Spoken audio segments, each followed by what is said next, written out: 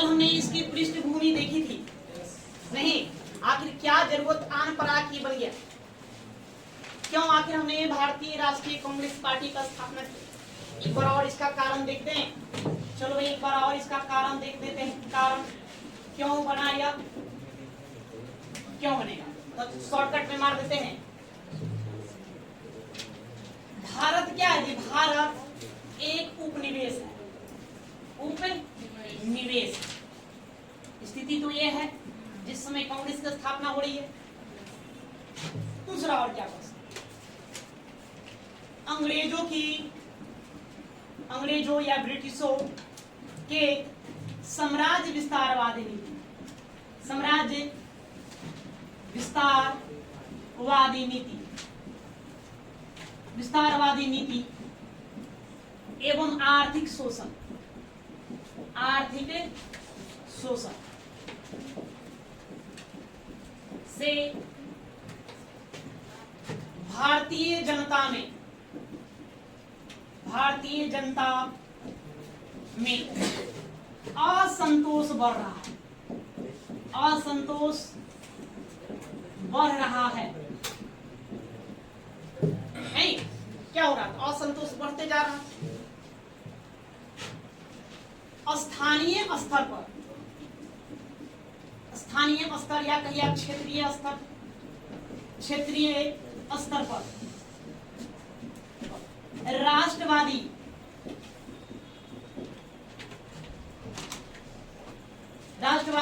संगठनों का निर्माण, यहाँ निर्माण चल रहा था। कई क्षेत्रों में छोटे छोटे कई लोग क्या बना रखे थे, संगठन बना रखे थे और उस स्थानीय स्तर पर भी आंदोलन ही कर रहे थे, है ना। अर्थात अब और क्या कर सकते हैं, भारत में राष्ट्रवादी नेता बढ़ रहे हैं, भारत में राष्ट्रवादी नेता बढ़ रहे हैं। साथ ही आगे ये लोगों में भी, भारतीयों में भी, लोगों में भी राष्ट्रीयता जागृत हो रही है। लोग अपने राष्ट्र के बारे में भी समझने लगे थे। राष्ट्रीयता का जन्म एक तरह से हो चुका है, जिसके कारण और क्या डर सता रहा है कि फिर से ऐसा नहीं कि 1857 जैसी क्रांति जैसे विद्रोह होने लगे। इसी विद्रोह को रोकने के लिए क्या चाहिए, एक बड़े स्तर पर, राष्ट्रीय स्तर पर एक दल की या संस्था की या पार्टी की जरूरत थी। ठीक है, तो अखिल भारतीय स्तर पर, अखिल भारतीय स्तर पर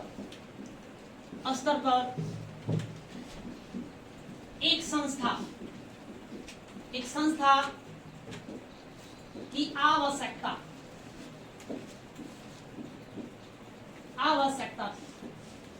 इन्हीं सब कारणों से क्या किया गया, भारतीय राष्ट्रीय कांग्रेस पार्टी का स्थापना कर दिया गया। इसका स्थापना, तो स्थापना, कांग्रेस पार्टी की स्थापना कब होगी? 28 दिसंबर 1885।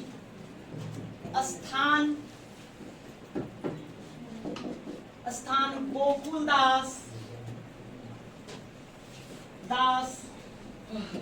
तेजपाल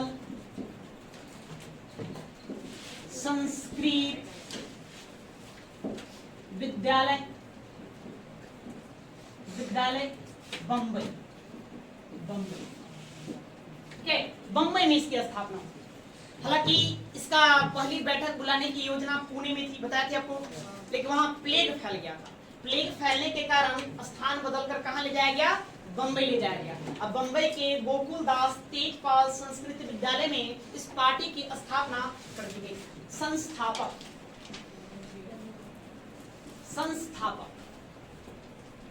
तो संस्थापक में थे A.O. हुम। उनका ऐसे पूरा नाम बोले तो एलन ऑक्टेवियन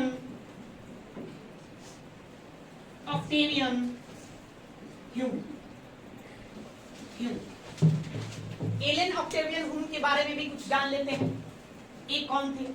ते स्कॉटलैंड के निवासी थे। के निवासी, निवासी नहीं, एक सेवानिवृत्त, सेवानिवृत्त मतलब रिटायर सिविल सेवक थे, सिविल सेवक,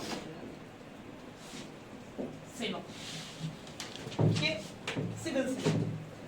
इनको हर्मिट ऑफ शिमला कहा जाता है, हर्मिट ऑफ शिमला,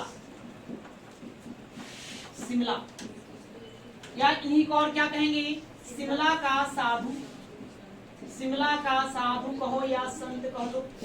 बताए थे क्यों कहलाया, झाड़ फूक है ना, जादू टोना इस सब में विश्वास रखते थे, इसलिए इनको हर्मिट ऑफ शिमला कहा गया। एक उदारवादी प्रवृत्ति की व्यक्ति। इनकी एक पुस्तक है, पुस्तक का नाम है भारतीय शिकारी, भारतीय शिकारी पत्र, शिकारी पत्र। इनकी एक पत्रिका भी है, पत्रिका का नाम है लोकमित्र, लोकमित्र, या इसी को पीपल फ्रेंड भी कहिए, फ्रेंड, इनकी पत्रिका का नाम है। इन्हें भारतीय पक्षी विज्ञान का जनक भी कहा जाता है, भारतीय पक्षी विज्ञान का जनक भी कहा जाता है, जनक भी कहलाता है। भारत में इसने पक्षियों को बचाने के लिए भी बहुत सारे प्रयास किए, इसलिए इनको भारतीय पक्षी विज्ञान का जनक भी कहा जाता है। इनको ये क्या बोलते हैं, ये प्रश्न एग्जाम में पूछा गया है, भारतीय शिकारी पत्र पुस्तक के लेखक कौन। मतलब ये जब इटावा के मजिस्ट्रेट थे, इटावा के मजिस्ट्रेट रहते हुए पक्षियों को बचाने के लिए कई सारा पत्र पत्रिकाओं का प्रयोग करेंगे, भारतीय युवाओं को जागरूक करने का भी काम करेंगे। उनके द्वारा ही एक पुस्तक लिखा गया भारतीय शिकारी पत्र, जिसमें पक्षियों को बचाने के लिए वो आह्वान करेंगे, लोगों से अनुरोध करेंगे, विनती करेंगे, उसको बचाइए। था क्या आदमी से बचाना, आदमी से बढ़कर सब पक्षी कौन है। एक पक्षी हुआ करता है डोडो, सब बचाया, सब खा के खत्म, सब पकड़ पकड़ मार के खा गए, नहीं डोडो बोडो बन गया। चलिए आगे लिखेंगे, आगे। भारतीय राष्ट्रीय कांग्रेस का स्थापना के समय मुख्य सदस्य कौन कौन थे, कुछ सदस्यों का नाम लिख लेंगे। मुख्य सदस्य,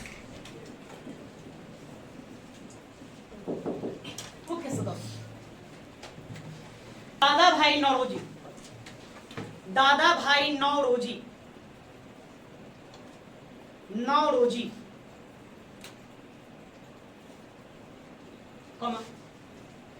सुरेंद्र नाथ बनर्जी, सुरेंद्र नाथ बनर्जी,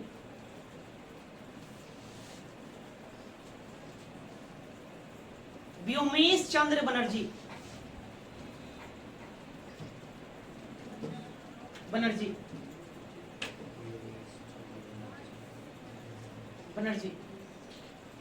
गोपाल कृष्ण गोखले,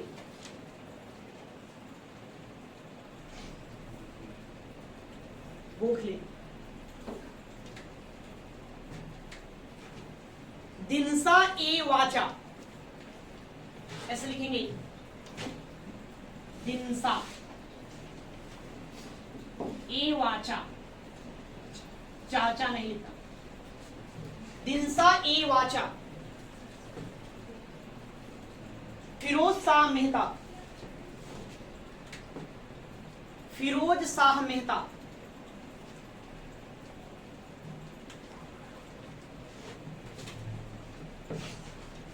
फिरोज शाह मेहता।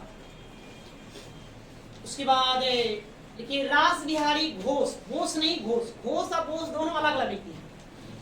रास बिहारी घोष इत्यादि कर देंगे आप, बहुत सारे सदस्य इत्यादि।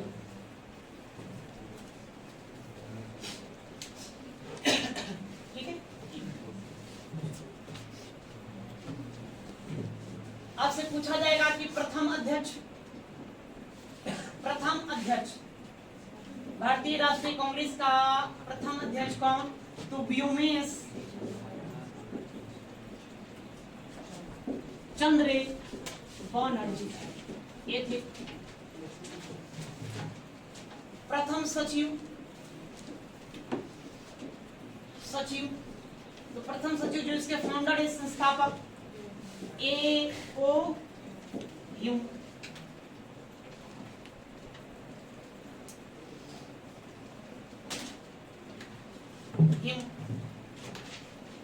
प्राथमिक सदस्य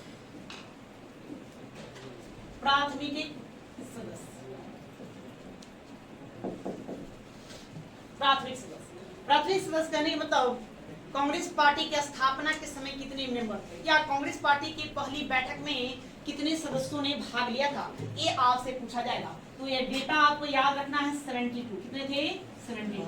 ये 72 कहां से है? तो देखिए, एक आएंगे बंबई से। भाई बंबई में स्थापना हो रहा है, बंबई प्रांत में, तो बंबई प्रांत से तो आना ही आना है। तो बंबई प्रांत यहाँ से 38। उसके बाद आपको याद रखना है फिर अवध प्रांत से आएंगे 21। अवध से आएंगे 7। कितने? 7। मद्रास प्रांत से आएंगे 21 है ना, 21। उसके बाद फिर आप आ जाइए पंजाब, तो पंजाब से रहेंगे 3। और फिर उसके बाद बंगाल आ जाइए, तो बंगाल से रहेंगे 3 मेंबर। नहीं, 3 3 6 1 7 7 14 और 8 22 3 2 5 5 2 7 हो गया 72। 72 तो 72 मेंबर थे। तो आपको ये संख्या डेटा भी याद रखना। बिहार से कितने सदस्य थे? होते तो लिखते ना, एक भी नहीं, बिहार से एक भी मेंबर नहीं। कांग्रेस पार्टी की स्थापना होगी, इसकी पहली बैठक भी बुला ली गई। कहाँ? बम्बई के गोकुल दास तेजपाल संस्कृत विद्यालय में। कि जब भी कोई संस्था बनता है तो उसका अपना एक उद्देश्य होता है। बिना उद्देश्य का कोई संस्था बनाओगे? जैसे हमने एक विद्यालय खोल लिया, तो उद्देश्य क्या है? बच्चों को शिक्षा देना। तो उसी प्रकार से जब एक पार्टी बनेगा तो पार्टी का अपना क्या होगा? उद्देश्य होगा। तो इसका क्या क्या उद्देश्य था उसको आपको समझना होगा। तो कांग्रेस का उद्देश्य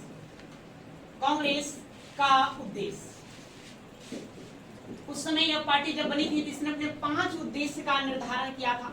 उसी के बारे में आपको लिखना है। बोर्ड है, आप उसको लिखिए।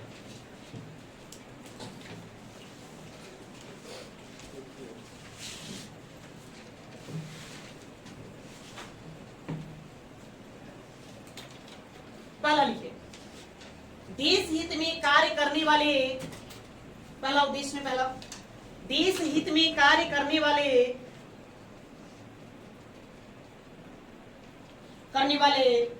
नेताओं की आपसी एकता।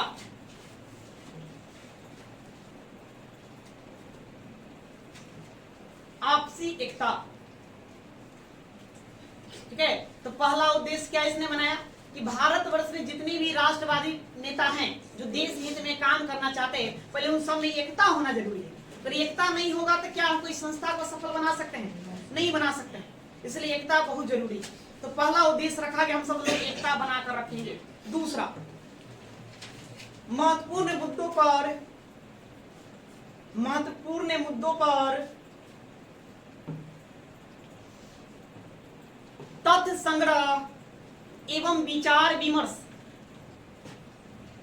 महत्वपूर्ण मुद्दों पर तथ्य संग्रह एवं विचार विमर्श।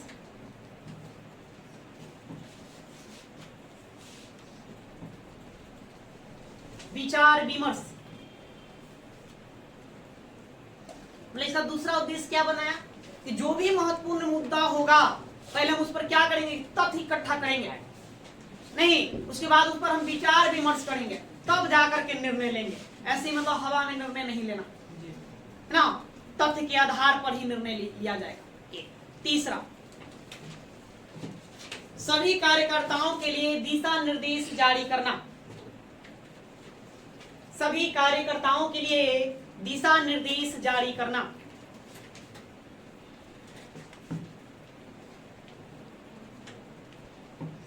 सभी कार्यकर्ताओं के लिए दिशा निर्देश जारी करना।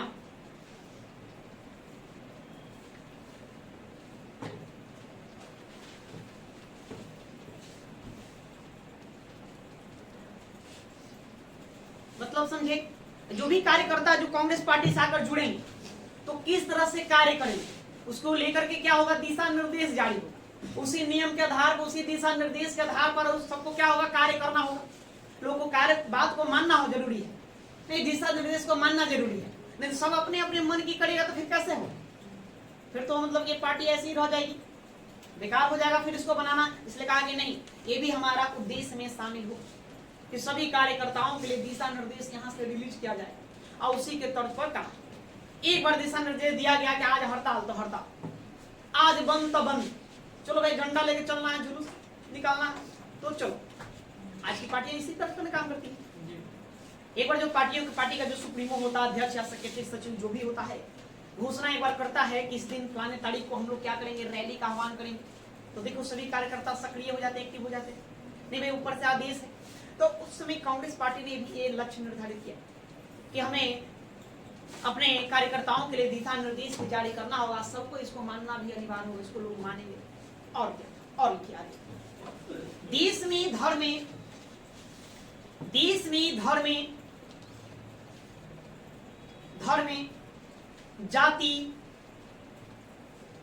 जाति इत्यादि के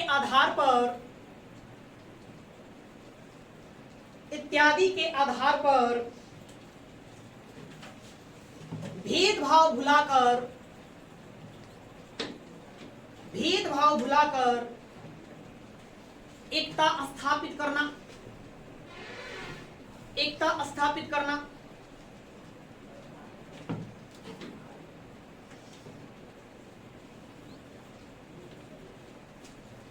ये भी लक्ष्य में शामिल है। नहीं देखिए, उस समय हमारे देश में कि समाज में काफी ज्यादा जात पात जैसी व्यवस्थाएं विद्यमान थी, सामाजिक बुराइयां तो कूट कूट के भरा हुआ था। तो कहा गया कि कांग्रेस पार्टी में आने के बाद आपको जाति, धर्म इन सबको भुला जाना है, एक साथ मिलकर एकता स्थापित करना है, तभी हम सफल हो पाएंगे, अन्यथा नहीं। अरे उसके बाहर आप जो पहले थे उससे वो मायने नहीं रखता, लेकिन पार्टी में आने के बाद, पार्टी का मेंबर बनने के बाद आपको इस पर ध्यान देना होगा। धर्म में, जाति के आधार पर आपको भेदभाव न करना है, हमें एकता को बनाए रखना होगा। एक उसका लक्ष्य का निर्धारण, दो लक्ष्य और है उसको बाद राष्ट्रवाद का प्रचार प्रसार करना। राष्ट्रवाद का प्रचार प्रसार करना,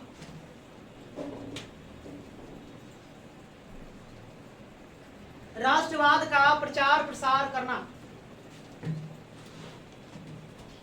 नहीं, अब लोगों को बताना भी तो होगा कि राष्ट्रवाद नामक भी कोई चीज होती है, ये देश हमारा है, अंग्रेज इसका शोषण कर रहा, लोगों को ये भी तो पता नहीं था, इसकी भी कमी थी, राष्ट्रीयता का बहुत अभाव था भारत में। तो ये भी लक्ष्य निर्धारित किया है कि नहीं, हम सबको सब में राष्ट्रवाद जागृत करेंगे, लोगों को घूम घूम कर बताएंगे, प्रचार प्रसार करेंगे इसके प्रति। और एक और लक्ष्य था कि ब्रिटिश और भारत के मध्य मधुर संबंध बना के रखना। अच्छा देखिए, इसके लक्ष्यों में क्या शामिल था, कांग्रेस पार्टी ने अपने लक्ष्य में, अपने उद्देश्य में क्या शामिल कर रखा था कि ब्रिटिश और भारत के मध्य मधुर संबंध बना कर रखना, मतलब बात बिगड़े नहीं, इस पर भी आपको क्या करना, ध्यान देना है। तो अगली के नेक्स्ट, भारत और ब्रिटेन के मध्य मधुर संबंध स्थापित करना, मधुर संबंध स्थापित करना।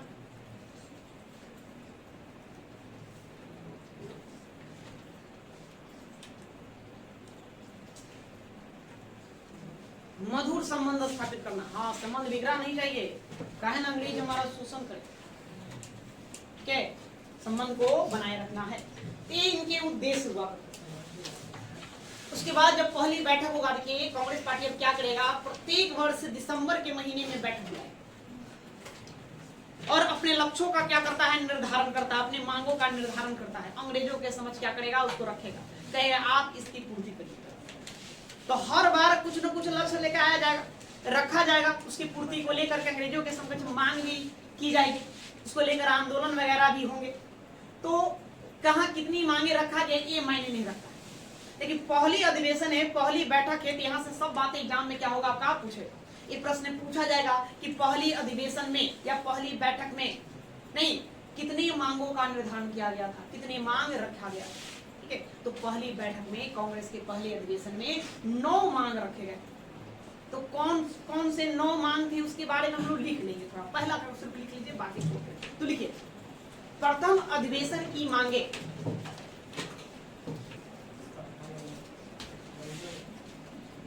कांग्रेस के प्रथम अधिवेशन की मांगे,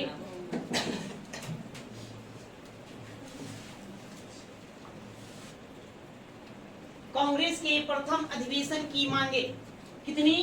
9 मांगे। बोल देते हैं, लिख लोगे ना, लिख दें, बोल देते हैं।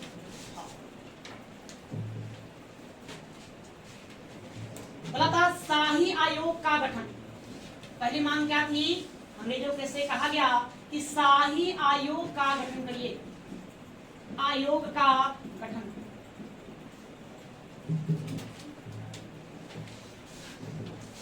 शाही आयोग का गठन, तो क्यों शाही आयोग का गठन? इससे क्या होगा, इससे क्या? क्योंकि इसमें 2 बातें और कही कि प्रशासन में आपको सुधार लाना। शाही आयोग का गठन करिए जिसके माध्यम से प्रशासन में क्या करना है? सुधार लाना है। अब भारतीयों को भागीदारी दीजिए, शासन प्रशासन में भारतीयों को भी क्या करना है? भागीदारी। उसके नीचे लिखिए प्रशासन की जांच, बढ़िया, प्रशासन में सुधार, प्रशासन की जांच लिखिए, प्रशासन की जांच,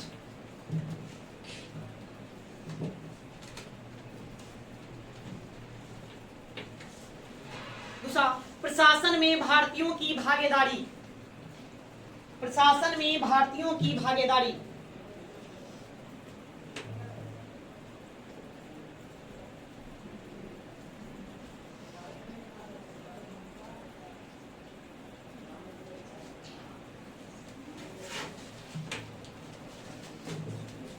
दूसरा बातें था मांग, दूसरा मांग क्या था?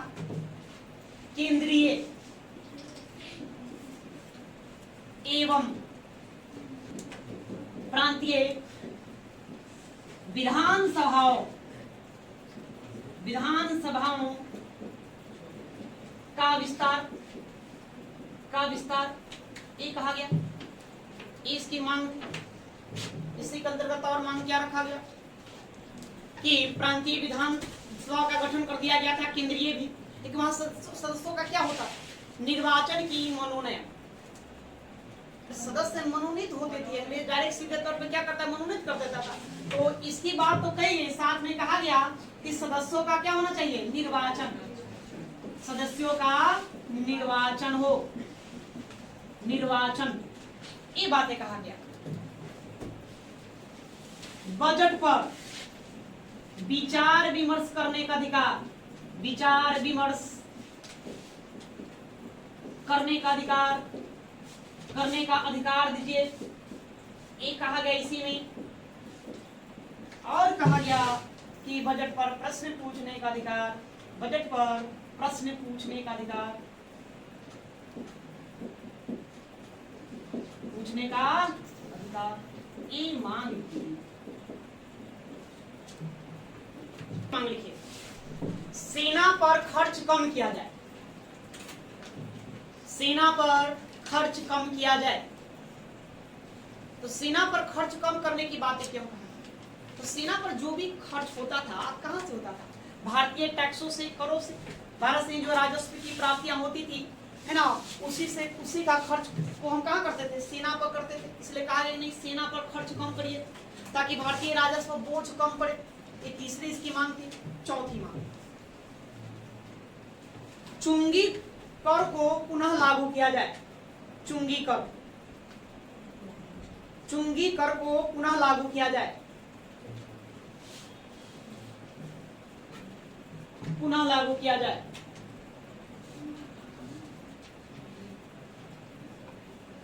एवं लाइसेंस सिस्टम पर विचार हो, उसी में जोड़िए, एवं लाइसेंस सिस्टम पर विचार हो। सिस्टम पर विचार हो।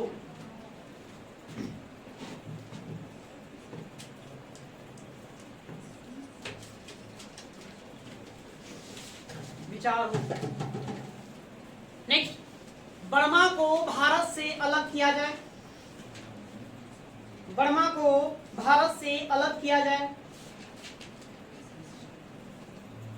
बर्मा को भारत से अलग किया जाए।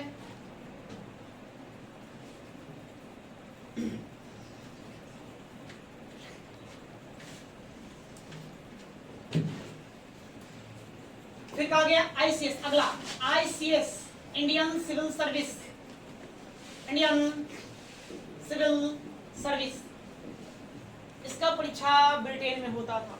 मांग रखी गई कि आईसीएस की परीक्षा ब्रिटेन और भारत दोनों में एक साथ। आईसीएस की परीक्षा ब्रिटेन और भारत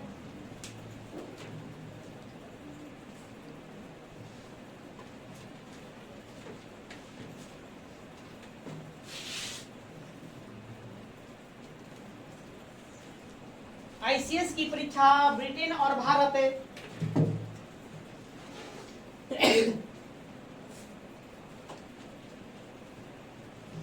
दोनों में एक साथ हो। दोनों में एक साथ हो।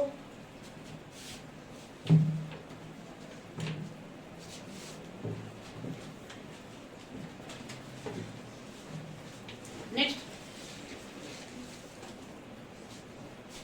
भारत परिषद, हम लोग इंडियन काउंसिल के बारे में पढ़े। 1858 के भारत परिषद अधिनियम के तहत क्या किया गया था? एक भारत सचिव पद का सृजन किया गया और उसके कार्यों में सहायता करने के लिए 15 सदस्यीय भारत परिषद का गठन किया गया था। तो यहाँ पर मांग रखी गई कि भारत परिषद को समाप्त कर दिया, नहीं, भारत परिषद को समाप्त कर दिया जाए या भारत परिषद समाप्त हो।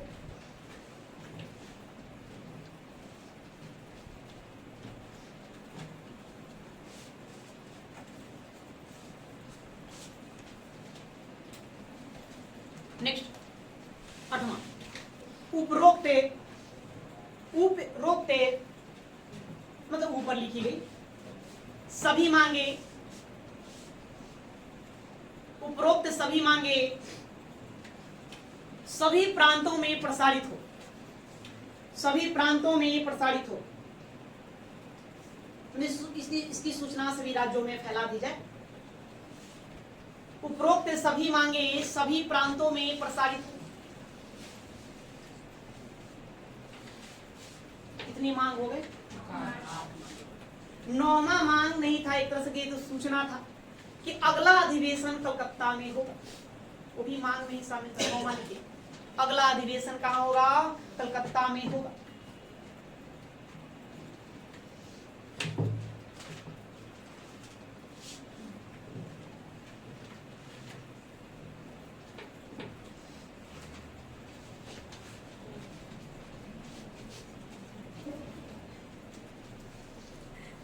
ये हो गया जी। ये वायसराय का नाम हमने लिखा।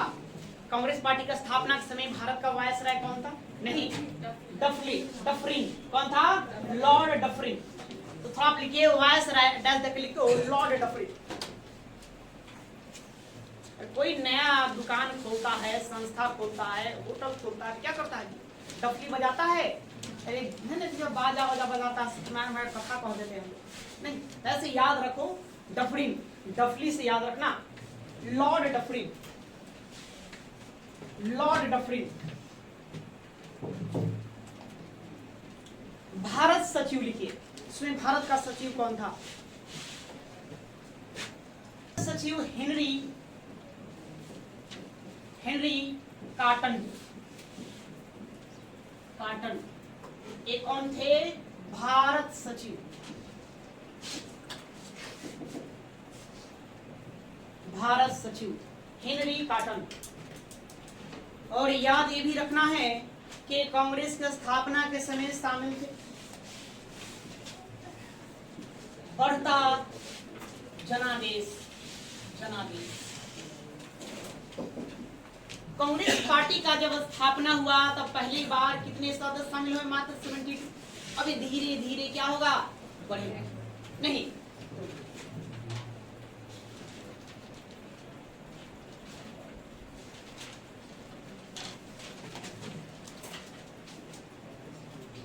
अब इसको ग्राफ द्वारा समझा देते हैं।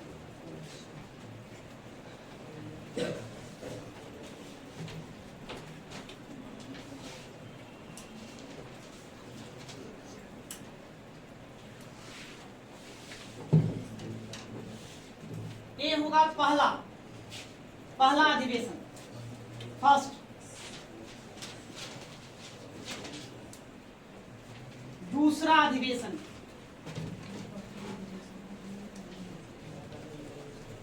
तीसरा अधिवेशन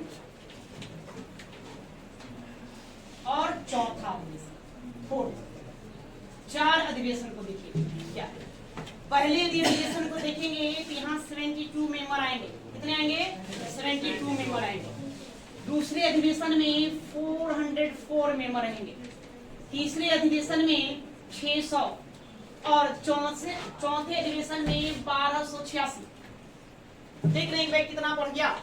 मतलब धीरे धीरे कांग्रेस पार्टी अपना चल पड़ी। यह पहले अधिवेशन में मात्र 72 लोग ही शामिल हुए थे। बताओ, 72 लोगों से पार्टी शुरू हुआ और दूसरा अधिवेशन में कितना पहुंच गया? 404 पहुंच गया। अब तीसरे अधिवेशन में फिर इसकी संख्या बढ़ेगी और यह हो जाएगी 600 हो जाएगी। और वही जब चौथा अधिवेशन होगा तो सीधे दुगना से अधिक हो जाएगा, 1286 मेंबर। तो आपको सबको याद रखना है। नहीं, आयोजन स्थल कहाँ आयोजित हुआ था? तो पहला अधिवेशन होगा बंबई में, बंबई। दूसरा अधिवेशन कलकत्ता। अभी देखिए मांग में भी लिखा गया कि अगला अधिवेशन हम कहाँ करेंगे? कलकत्ता में करेंगे, कलकत्ता। तीसरा अधिवेशन होगा मद्रास और चौथा होगा इलाहाबाद। इलाहाबाद। ठीक है। पहले अधिवेशन का अध्यक्ष कौन थे? व्योमेश चंद्र बनर्जी। क्या नाम था उनका? व्योमेश चंद्र बनर्जी। व्योमेश चंद्र बनर्जी। दूसरा जो अधिवेशन होगा यहाँ होंगे दादा भाई नौरोजी। अब तीसरा जो अधिवेशन होगा यहाँ पर होंगे बदरुद्दीन तैयब जी।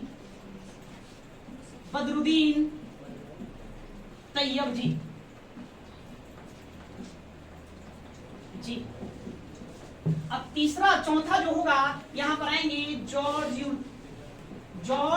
यूल। नहीं, देखिए चारों अलग अलग करिए। पहला व्योमेश चंद्र बनर्जी, बंगाली थे, कलकत्ता से, बनाते हैं बंगाल से, हिंदू कहिए। दूसरा दादा भाई नौरोजी, ये पारसी धर्म से संबंधित। तीसरा बदरुद्दीन तैयब जी, मुस्लिम, पहले मुस्लिम अध्यक्ष, पहले पारसी अध्यक्ष। और ये जो चौथे जो होंगे जॉर्ज जूली, अंग्रेज, ईसाई धर्म से संबंधित। तो ऐसा क्यों किया गया? कांग्रेस पार्टी ने हर बार अलग अलग समुदाय से लोगों को अध्यक्ष बनाया। क्यों? एकता के लिए, प्रेम और सौहार्द बनाने के लिए, ताकि सभी धर्म, सभी जाति के लोग इस संस्था से क्या हो? जुड़े। ठीक है, ये तो याद रहेगा। यह पहले मुस्लिम कौन? बदरुद्दीन तैयब जी। पहले पारसी दादा भाई नौरोजी। अब पहले अंग्रेज कौन? जॉर्ज। दूसरा, ये जो कलकत्ता का यहाँ अधिवेशन हुआ था, इस समय लॉर्ड डफरिन, नहीं, इसमें वायसराय लॉर्ड डफरिन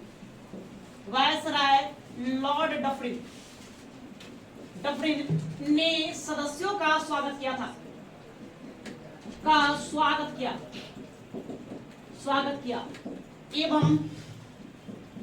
एवं गार्डन पार्टी भी दिया।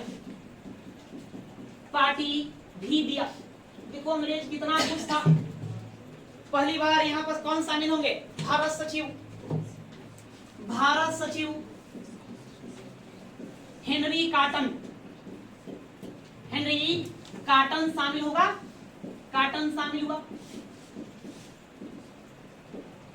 और दूसरी बार कौन, वायसराय लॉर्ड डफरिन स्वयं शामिल हुआ और लोगों का स्वागत किया है ना, फूल छिड़क कर लोगों को स्वागत कर रहा है और सबको गार्डन पार्टी देगा। नहीं, भारतीयों का दिल यहाँ गार्डन हो गया तो कितना मतलब सहयोग मदद कर रहा है। तो अंग्रेज है ना, ब्रिटिश सरकार भी इस पार्टी को बनाने में सहयोग कर रहा है। आप साफ साफ देख रहे हैं क्यों सहयोग कर रहा है, कारण हमने कल देखा था। क्यों जी? क्योंकि वो चाह रहा था कि जो भी देश की समस्या हो, कुछ लोग 2 4 10 लोग लेकर मेरे पास आए, हम उन्हीं लोगों को समझा दें, बाकी हम टेंशन मुक्त रहें। लेकिन यही आगे चलकर क्या होगा, अंग्रेजों के सर का दर्द बन जाएगा। ठीक है, तो इतना